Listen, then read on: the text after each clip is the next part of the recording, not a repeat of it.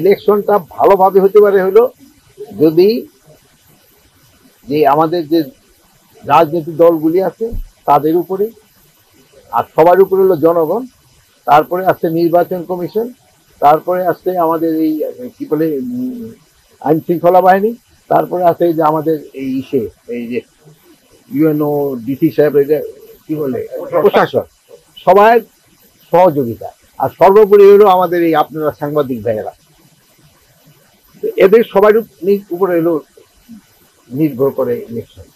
তো সবাই যদি সহযোগিতা করে এবং সবাই যদি তার নিজের কাজটা ভালোভাবে করে তবে নির্বাচন সুস্থভাবে হবে। এবং এখন যে অবস্থা আছে এখানে নির্বাচন করতে কোনো ধরনের অসুবিধা নেই। নির্বাচনকালীন সময় এরকম ছোটখাটো ঘটনা সবসময় ঘটে, যেহেতু এই ঘটনা দেখবেন যে পার্টিগুলি যে সময় আরো প্রশাসন করবে, এটা হবে।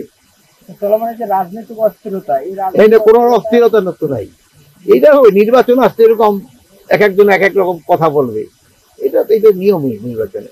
আর আরেকটা হলো তো গণতন্ত্রের সৌন্দর্য তো এখানে এক একজন এক একটা বড় যার যার মত প্রকাশ করবো। যদি মত প্রকাশ না করতে পারতো তো গণতন্ত্রই হলো না।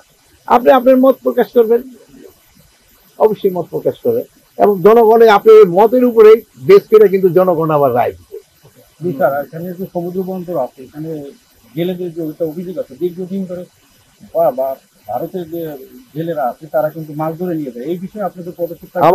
এখানে কিন্তু কোস্টগার্ড এবং আমাদের কি বলে নেভি, এরা কিন্তু খুবই অ্যাক্টিভ।